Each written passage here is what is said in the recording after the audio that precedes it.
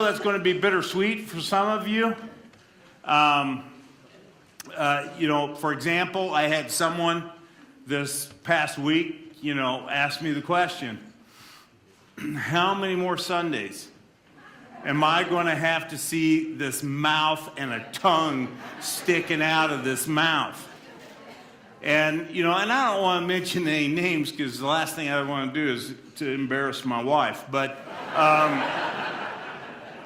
this person said, how many more Sundays? And, so I told her, as I'm telling you today, this is the last Sunday that you get to see this picture.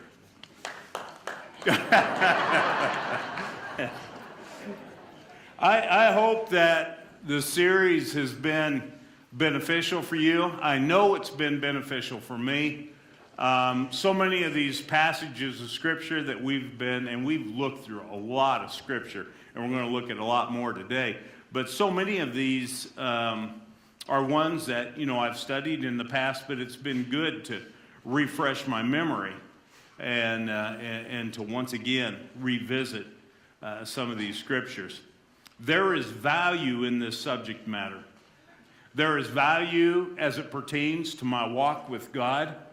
Whether you've realized that or not, but the words that you use, the speech that comes out of your mouth, it definitely does impact your walk with God. Otherwise, God wouldn't even be bringing this stuff up if that wasn't the case.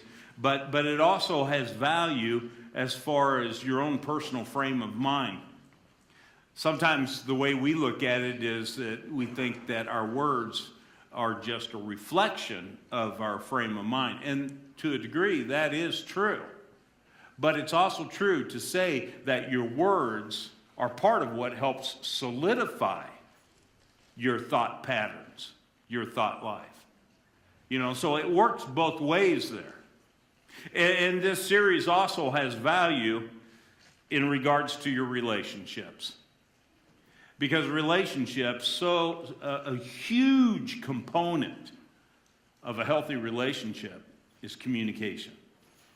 Whether it be relationships within your home or in your workplace or just with people in general in your sphere of contacts.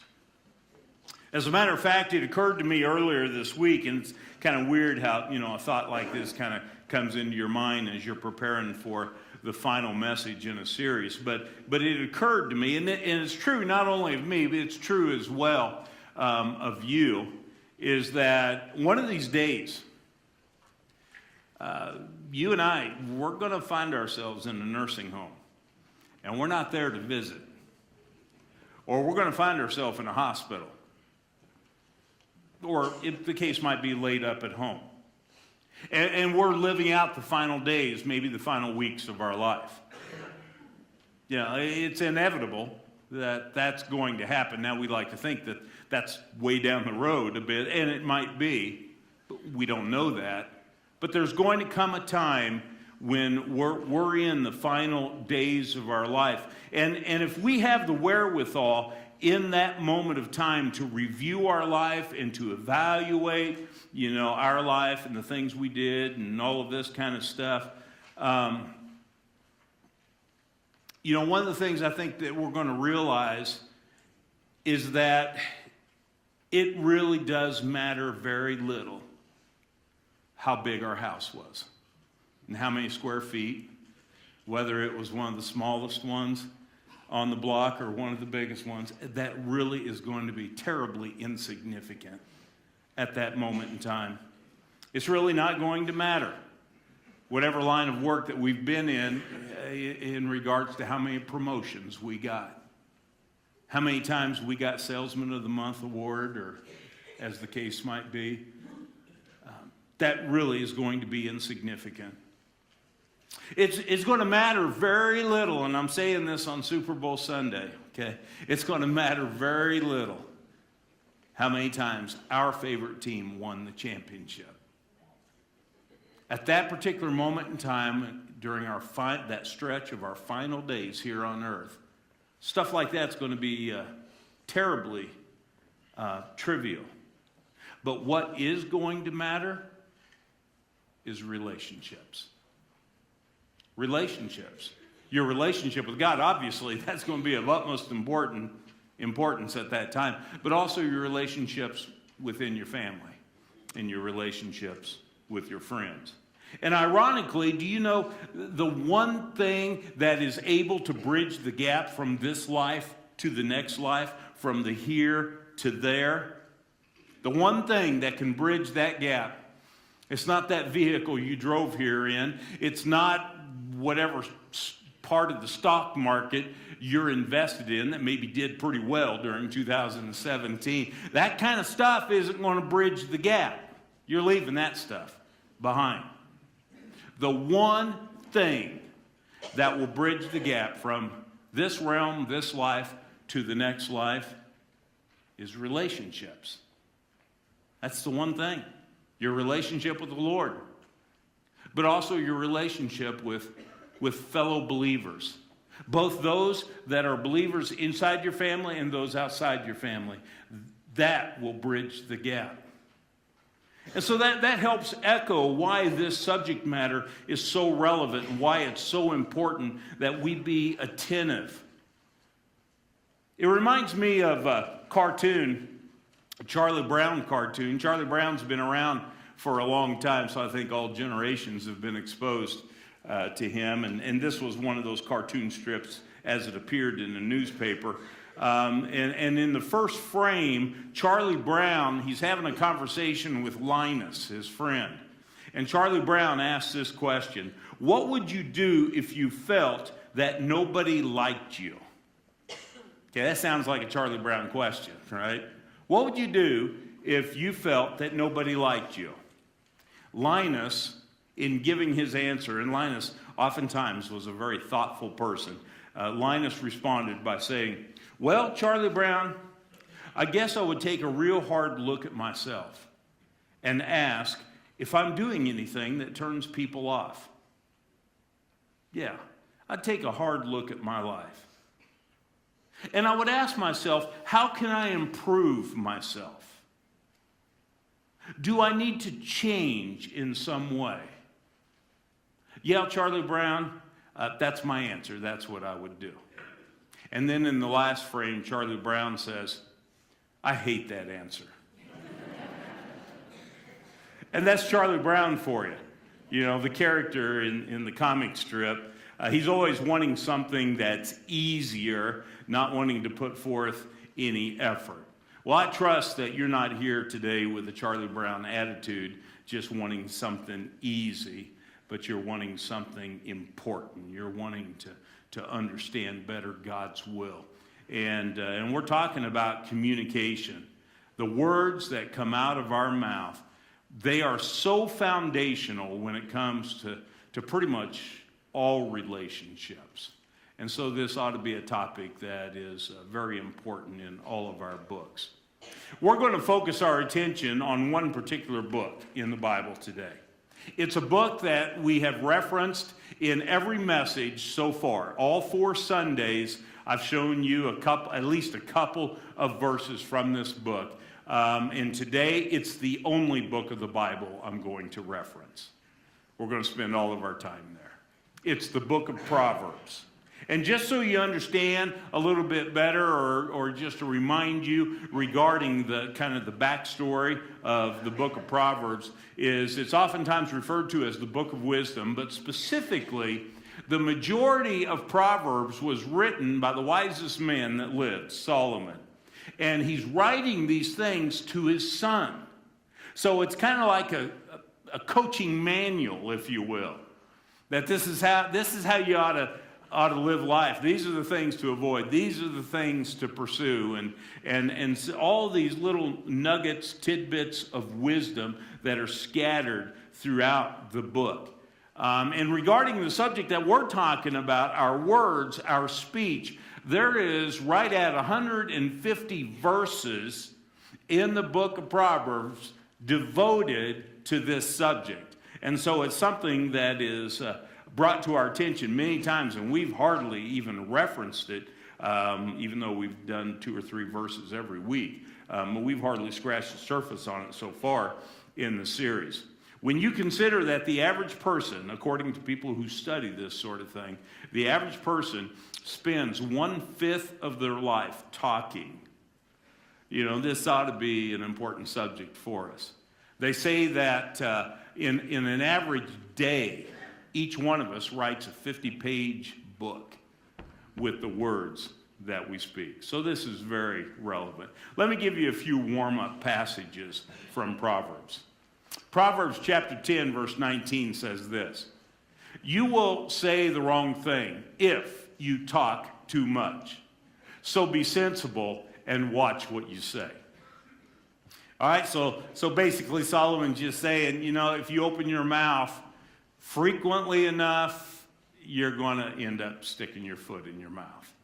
I mean, that's basically, you know, the attention that he's wanting to give to us. So he's saying you need to be careful. And speaking about that, Proverbs 21, verse 23 says this: "Whoever guards his mouth and his tongue keeps himself out of trouble." So basically there he's saying that you need to put a filter on your mouth. You need to station a guard at the entrance of your mouth. You don't just let whatever come running out of your mouth, flying out of your mouth. There needs to be something there that kind of holds that in check.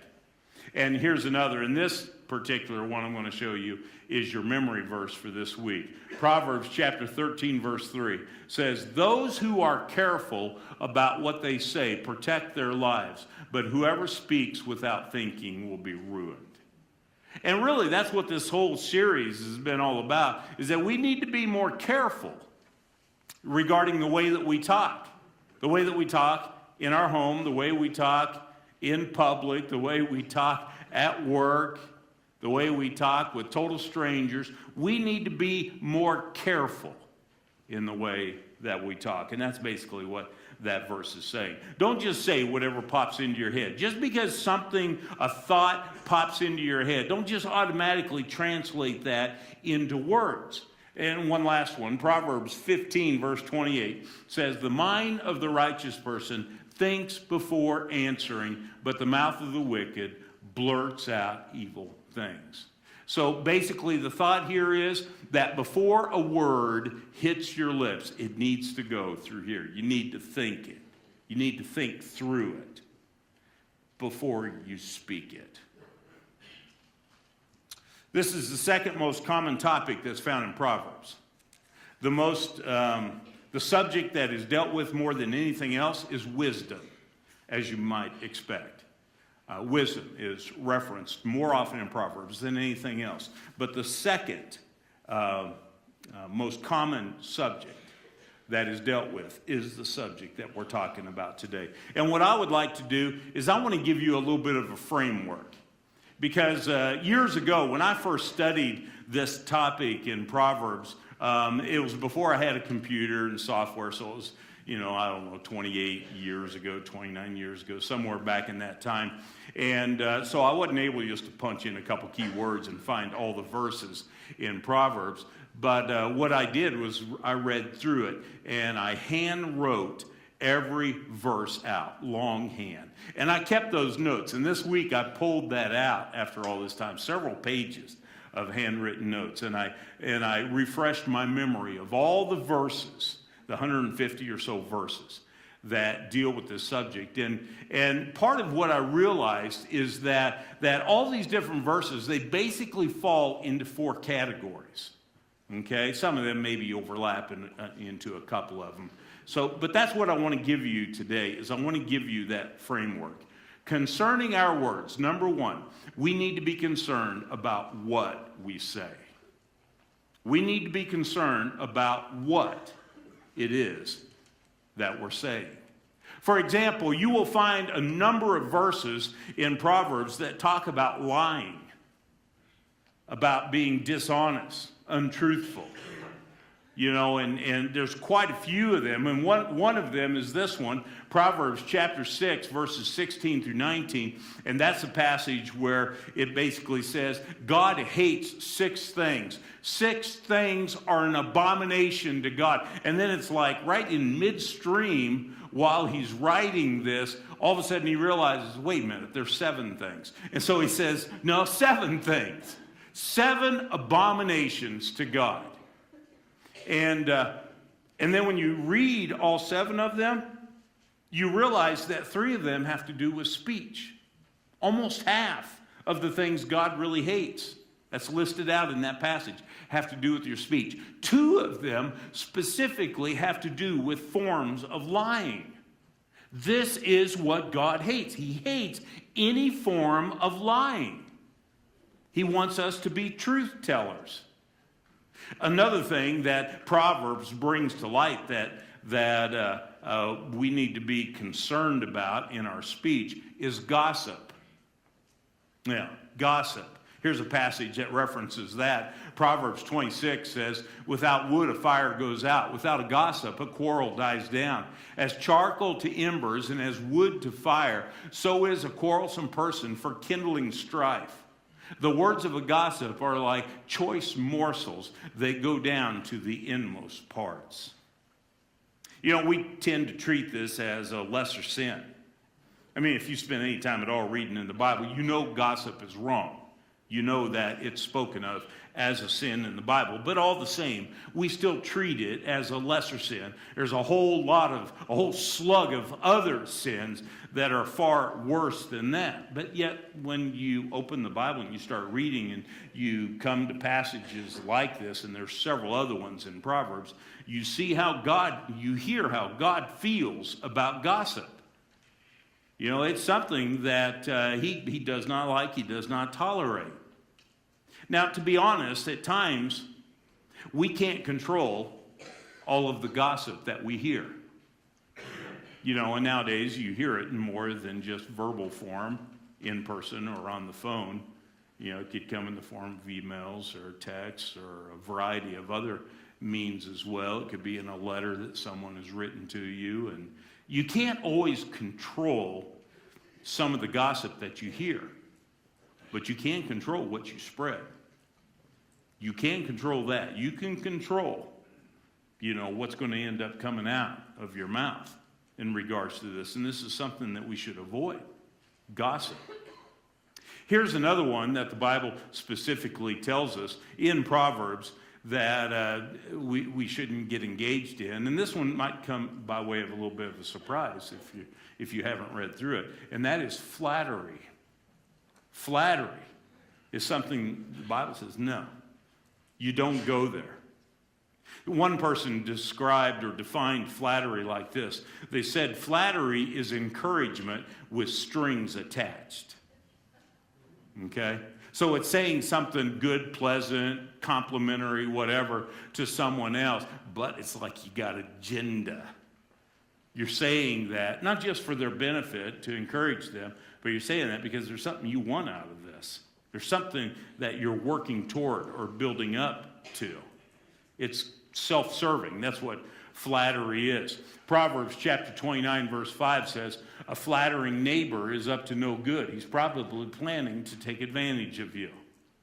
The translation you have in your lap, that's the Message. The translation in your lap, probably that last phrase says something about how what your neighbor is doing is they're spreading a net for your feet.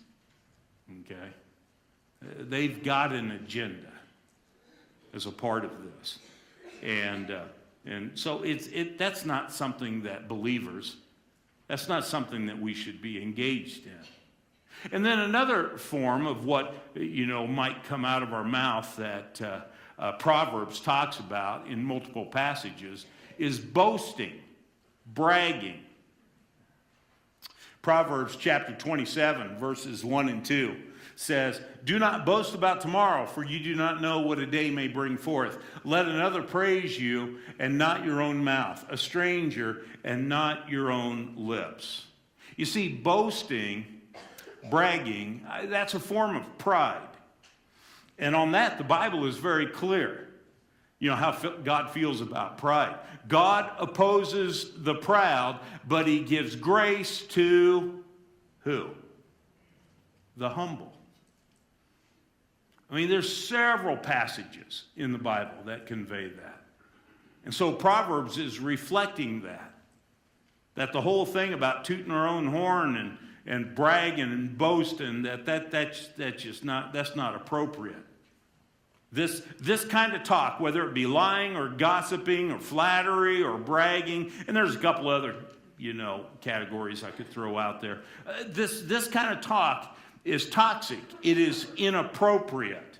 I like the way it's stated in Psalm 19, verse 1. It says, "Better is a poor man who walks in his integrity than he who is perverse in speech and is a fool." Using the word perverse. What does the word perverse mean? Literally, what this Hebrew word means is twisted. It's saying there that better a poor man who walks in his integrity than he who is twisted in his speech, or crooked. That's the literal rendering of that word as well. Twisted, crooked, distorted. These are all forms, lying, gossip, flattery, bragging. These are all forms of distorted, crooked talking, and that's not something that we don't go down that road. That's not something that we should be participants in. What was the verse that I showed you earlier? Proverbs 15, verse 28 says, "The mind of the righteous person thinks before answering, but a mouth of wicked blurts out evil things." So some people, they'll just blurt out this kind of stuff and not even give it a second thought. But the person who is a righteous person, they will give it a second thought. They will be conscientious. It might be a struggle with them, no doubt, but it's still a struggle. It's something they're fighting. It's something they're trying to overcome. If there's no fight there, then that means you've totally succumbed to it. You've embraced it. This is your pattern of speech, and that means that you're really not a righteous person then. But as long as that struggle is there, that's a positive sign. And when you think about the word righteous, and I've told you this in past months and years, when you read the word righteous or the word righteousness, a simple way of wrapping your mind around that word is think of it like this: a person who is right with God. Whenever the Bible says something about a righteous person or righteousness in a person's life, it's talking about a person who is right with God. And so what this verse is saying is that the mind of a person who is right with God thinks before answering. This is something that they're making a conscientious effort, to do something about. It's going to be an uphill climb, no doubt, but it's still something they're making an effort with. Just because this is the way, lying, gossiping, flattery, bragging, stuff like that, just because this is the way everyone else seems to be talking, this is the way maybe your friends, maybe the rest of your family, maybe your coworkers, this is the way other people seem to be talking, is no reason for you just to fall in line and engage in the same kind of speech patterns. So we need to be concerned about what we say. The second thing that I see in Proverbs regarding these 150 verses that talk about our speech is that we need to be concerned about how we say it. The classic example of this is Proverbs chapter 15, verse 1. It says, "A gentle answer turns away anger, but a harsh word stirs up wrath." Notice it says a harsh word. It doesn't say harsh words. It only takes one word, if it's harsh, to stir up wrath. It only takes one word. Okay, so we're not talking about, a whole paragraph or a whole chapter of words. We're saying even one word can stir up wrath. Now, there's two ways that you can apply or interpret this verse. I remember the first way that I did, first time I read it when I was a teenager, is my application was immediate because I immediately started thinking about a couple of teachers I had in high school. I started thinking about, with the part-time job I had, a boss that I had, and how these people at times, and sometimes it was based on, my performance or lack thereof, or sometimes it was just based on their mood, what side of the bed they woke up. I think, on a given day. But, they could get hot under the collar, and they could come at me, and their words are sharp, and their words were loud, and very critical. And I mean, have you ever been on the receiving end of that sort of thing? Where someone is coming at you, and they're not saying the kindest things in the world when they're addressing you? Yeah, I mean, we've all been there at some point in time or another. And, it seems like the volume might be escalating, and the words, they're all edgy. They kind of got a sharp, side to them. Well, according to this verse, what you need to do is you need to, in your response, use words that are calm. Use words that are gentle. And if you will do that, you will help lower their blood pressure a little bit. You will help them to lower their voice, slow down a little bit. Instead of stringing together all these sentences, bang, bang, bang, bang, bang, with whatever it is that they're trying to say to you, beat you over the head with. You give a calm response. It's really hard for a person to carry on, a one-way shouting match if you're not going to play with them in regards to that. Now, if you start shouting back at them, you know what's going to happen. Things are going to escalate and get out of control real easily because you're fueling the fire in them. But if you give a calm response, a gentle response, that verse is basically saying that to some degree, the majority of the time, you're going to help defuse the situation. And that was the way that I immediately applied that as a teenager. Well, within a couple of years, as I, was thinking about it more and just from experience and observation, I realized that there's actually another interpretation that's just as valid regarding this verse. It's not just that a calm answer can help have a calming effect on the person who's all hot under the collar that is speaking to you, but it has a calming effect on yourself as well. Because sometimes the person with the raised blood pressure is you, and you're all ticked off about something. You had your car in at the shop, and you ended up paying $280 for what you thought was $100.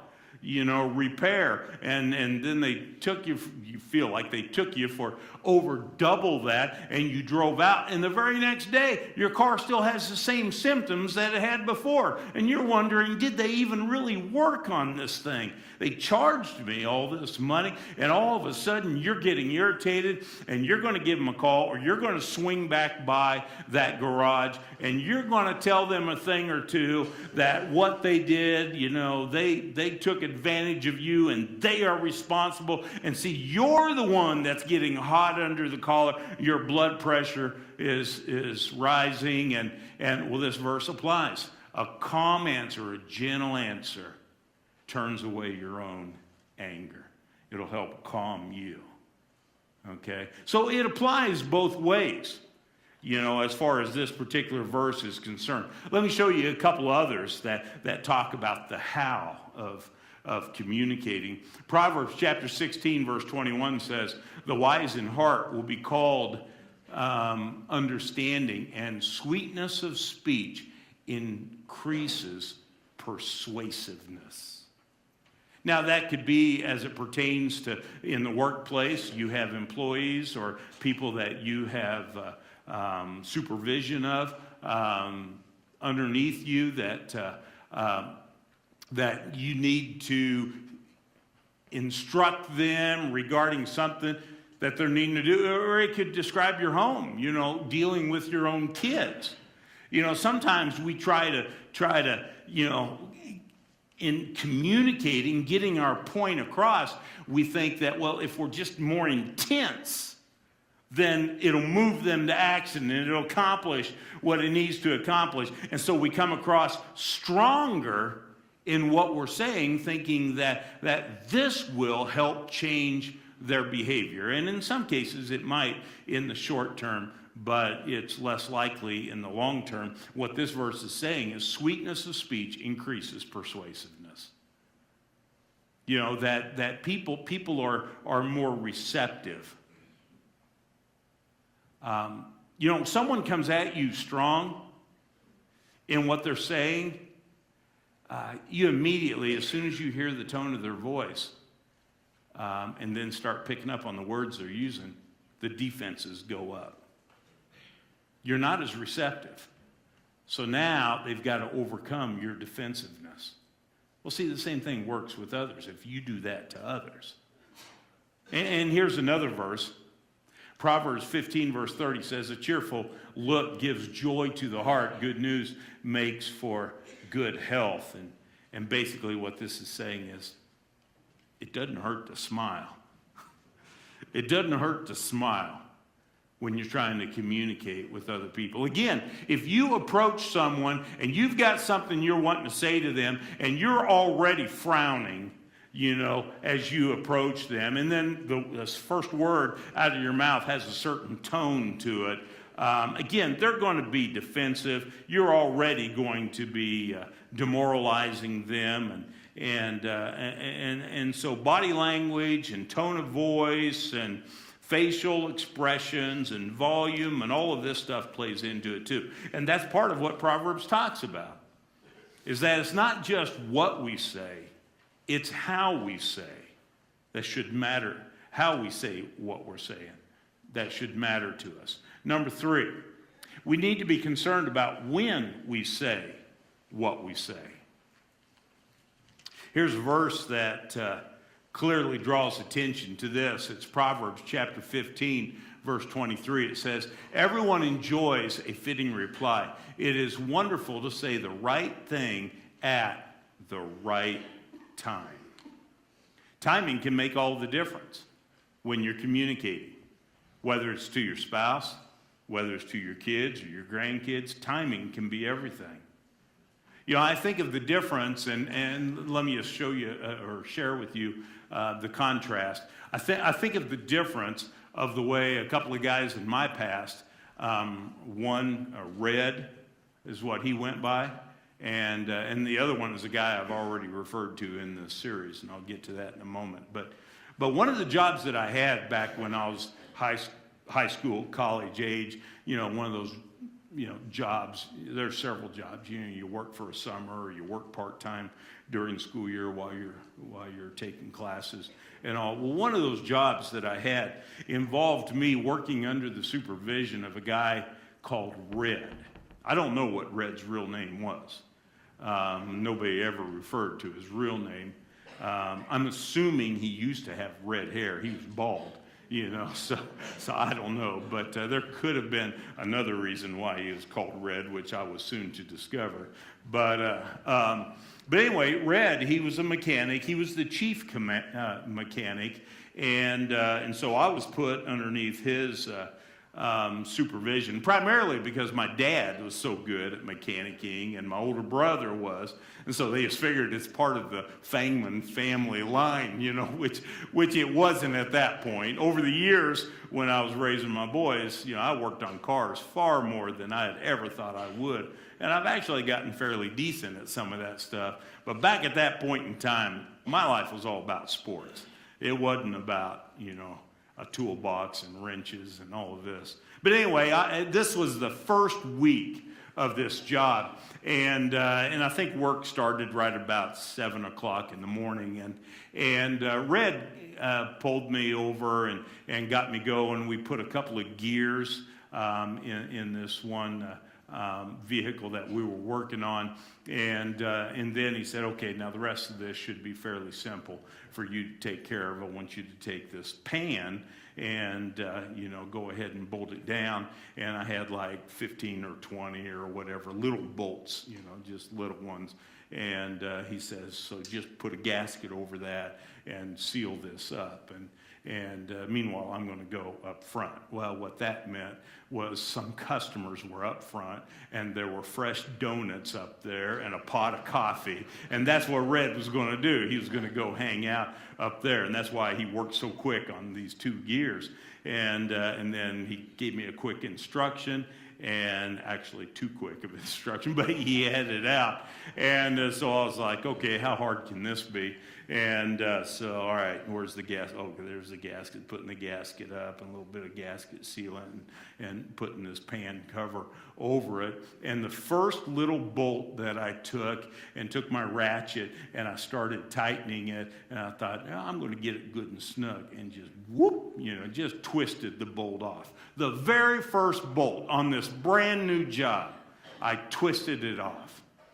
And I was just like, there's no use doing anything else because someone's got to get that out of there now. And I had no clue how to get it out. And so I made the long walk up front where Red was. And at this particular moment, Red had the floor. He was the one who was talking, and all the other guys were staring at him. And so I walked, close enough that his peripheral vision, I figured he could see me.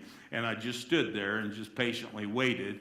And he stopped midstream in his story, and he looked over at me and he said, "What are you doing up here? You done already?" And there's no way I was done already. 5 minutes had passed. And I said, "No." I said, "Red, I need to talk to you about something. Something isn't working quite right." And instead of walking with me, he goes, "What? What happened?" Of course, everybody's attention now is on me standing there. And I'm like, I twisted off a bolt. And that's when he started unloading. I mean, he was like, how stupid can that be? How hard of a job is that to do what I instructed you to do? And you were torquing them, right? And I knew nothing about torquing a certain pounds. I didn't know any of that stuff. And, so he's just riding me with all this, and then finally walks over and walks back there with me the whole way, talking as we go down the parts aisle and heading back to the shop. And so anyway, timing. It was horrible. I felt like I was about this big. And Red, I was always keeping him at arm distance because I could never trust, what he was going to say, when he was going to say it. Now, you contrast that with a guy I think I talked about last Sunday. His name was Basil. Remember Basil? He was the old retired preacher at that little country church while I was in college I was preaching at. And, I had a lot of passion. I don't think there was any shortage of passion in what I was communicating and the way that I approached things in that little country church. But my technique left a lot to be desired. And there were times that I was trying to make a point that, I'm sure I was crossing lines, and I would bash denominations. And, if a certain denomination had this practice and I didn't agree with it, and I was showing a verse that says no, instead of just saying, this is the right way to do it, I would say, that's the wrong way to do it. And those people are wrong. And, and I'd go off like that. And what Basil did was one Sunday, he and his wife Flo invited Colette and I over to eat lunch. And so we went over there and went into their house. And these were elderly people, a lot of antiques, every place in the house and outside the house. And we sat down for just a moment, but then Flo said, well, I still got some things to do to get ready for lunch. And Basil said, Colette, if you want to stick around and help my wife with that, I'll take Brad out in the yard and show him a few of our antiques.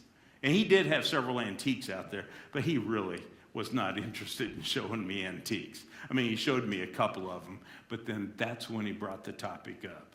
And he said, Brad, sometimes you catch more people with honey than with the technique that you're using. And he started explaining what I was doing. He said, you know what, some of these people, they're good-hearted people and all, but they have children that are a part of that particular denomination, or maybe, their parents who passed away X number of years ago. They were staunch members in that particular denomination. And, he started sharing some things from an angle that I hadn't really thought about. But you see the contrast there? Basil waited. He could have talked to me about all this and brought it to the forefront in front of my wife and in front of his wife during lunch. but he didn't. He could have brought it up in the center aisle there in that one-room schoolhouse church and talked about it in front of other people, but he didn't. He bit his lip, bit his tongue, and he waited for the right time in order to do that. You see, and that's the point. It does matter when we say. Everyone enjoys a fitting reply. It's wonderful to say the right thing at the right time. There's another reason why sometimes it's best not to speak first and instead use our ears more. And Proverbs talks about this as well as James did. Proverbs 18 verse 13, spouting off before listening to the facts is both shameful and foolish. You know, if you go off based on assumptions, jumping to conclusions, you know, boy, there's so often, and so many of us in here have experienced that. There's times that you regret that because you're not operating with all the information. And if you had just held off a little longer, you would have understood the full story better, and then you would have realized that I don't even need to say this to begin with. You know, I'm jumping to some conclusion. So you see, the when of it all does matter. And here's one more I showed you earlier in the series. I really like this one. Proverbs 25 verse 11 says, the right word spoken at the right time is as beautiful as gold apples in a silver bowl. Such an expressive way. But it's still presenting valuable truth to us. So it matters. It should matter to us what we say. It should matter to us how we say it. And it should matter when we say it. And then number 4, we need to be concerned about why we say what we say. When you look at Proverbs chapter 10, verse 11, you read this. The words of the godly are a life-giving fountain. The words of the wicked conceal violent intentions. See, that one verse, it shows that when you open your mouth to start talking, you can go either way. I mean, it's like a fork in the road at that moment in time. You can go either way very easily. And that verse, you know, reflects that. And so the thing is that you got to come to grips with is kind of asking yourself the question, what's behind what it is I'm trying to say? Or in other words, motives. What is your motive? For what it is that you're about ready to say to so-and-so, what ultimately is your motive? 10 verses later, this is what he goes on and says, the lips of the righteous, remember I told you what righteous means, those who are right with God. The lips of the righteous nourish many. This is what God is wanting from his people. You know, that's our motive, to nourish people, to build people up. And we talked a bunch about that last Sunday. The tongue of the righteous man has the good of the hearer in mind, or those hearing in mind. It's true, at times we might have something hard we need to say. We might be a supervisor at work, and we've got to talk to a certain employee, and we've got something hard to say. Or maybe it's with our son or our daughter, and we've got something that's fairly hard that we need to communicate to them. But it's like the old expression, faithful are the wounds of a friend. You ever heard of that before? Well, let me show you where that comes from. Proverbs 27, verse 6.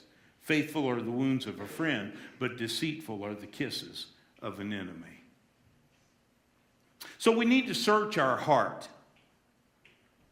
We need to be careful because sometimes our motives aren't stacking up to be what they need to be. Sometimes as we get ready and we start opening our mouth to say certain things, our motive is anything but honorable. Proverbs talks about this in addition to so many other passages in the Bible. Proverbs 24:29 says this, do not say, I'll treat him as he treated me. I'll pay him back for what he has done to me. Don't say that. Don't have that as your operating motive, that someone offended you, so you're going to offend them. Someone gave you a piece of their mind, so you're going to give them a piece of your mind. Someone made you feel about this big that one time, so you're going to give them the opportunity to feel about this big. No, that's not the kind of motive that God's people are to be operating with. So it does matter why we say what we're saying. So these are the four categories that over and over, different ones of these verses in Proverbs, are all reflecting. Now, as I start wrapping up the thoughts here, I want to conclude with a couple of words that probably fall into some of these categories to some extent, but I'm just going to categorize it like this. I want to say a few words about avoiding squabbles. Squabbles. Now, you know what squabbles are, right? I mean, squabbles is kind of a funny word, when you think about it. If you don't necessarily think that it's a funny word, then do this. When you go out to the car to leave, before you leave the parking lot, say squabbles fast 10 times in a row. Squabbles, squabbles, squabbles, squabbles. And by the time you're done with that, you're going to think, man, that is really an odd word. Squabbles. So I'm being intentional using the word. What does the word squabbles mean? Well, the dictionary definition is this: a noisy quarrel over something petty or trivial. That's what a squabble is. And I have to tell you something. I've seen it. I've seen it more often than I care to have seen it. I've seen it in myself, having squabbles over petty, trivial things, getting all worked up about. But I've also seen it in churches. That's one of the things about they say the average length of time a pastor's in a church is anywhere from 2 to 4 years, depending on whether you're a youth pastor or a lead pastor or whatever. Well, after I graduated from Bible college, I was 10 and a half years in the church in Illinois. And I've been almost 23 years in this church. And when you spend a long stretches of time in the church, you see stuff like this, squabbles. You see little things, these quarrels that start sometimes over little petty things, trivial things. And unfortunately, the way that it works is that usually a squabble, that kind of starts morphing into a quarrel, the danger is it's going to end up being a feud. And it's going to start dragging other people into it. So while our ushers are preparing for our time of communion, let me show you 3 passages of Scripture that I think are relevant to this, okay? Here's the first one. They're all in Proverbs again. Proverbs chapter 12, verse 16. A fool's displeasure is known at once, but whoever ignores an insult is sensible. You see, the counsel that we have in the Bible is that some of these trivial things, some of these petty type of things, you know what? The best course of action, we just need to overlook them. Let them go in one ear and out the other. Don't react to them, okay? Because otherwise they'll take a life of their own, and it'll divide your family. It can divide a church. It's foolish. It doesn't make any sense. That's not the wise road to be traveling on. So sometimes best course of action is just ignore it. If someone says something that you find offensive, whether it was deliberate, whether it was unintentional, sometimes the best course of action is just to blow it off, like water off a duck's back. Here's another one, Proverbs chapter 17, verse 14. Starting a quarrel is like breaching a dam, so drop the matter before a dispute breaks out. And so there's a real visual attached with this one. You kind of picture someone walking up to the backside of a dam, and so there's this big lake or reservoir or whatever on the other side of this dam, and, making these little sharp comments verbal comments to people is kind of the equivalent of reaching up and pulling one stone out of the dam. And in your mind, you justify it by thinking, I'm not hurting anything by this one comment.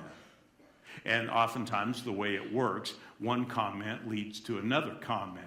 And you make another comment regarding so-and-so and what they did maybe to someone else, and you take another stone. Well, see, eventually what's going to end up happening is there's going to be some water trickling out of that. But in your mind, you're thinking, just one more comment, because so-and-so didn't know anything about the way this person treated me. So you make that comment, and you pull one more stone out, and now all of a sudden, you get a face full of water that is beyond control. You've breached the dam, and there is no way you're going to stop what's going to start happening at this point in time. That's what that verse is talking about. It's saying if you start a squabble or a quarrel, you are playing with dynamite here. Because before you know it, you're going to be in over your head. And so the basic idea is, don't do it. And then the last one I want to show you. Proverbs 18, verse 19.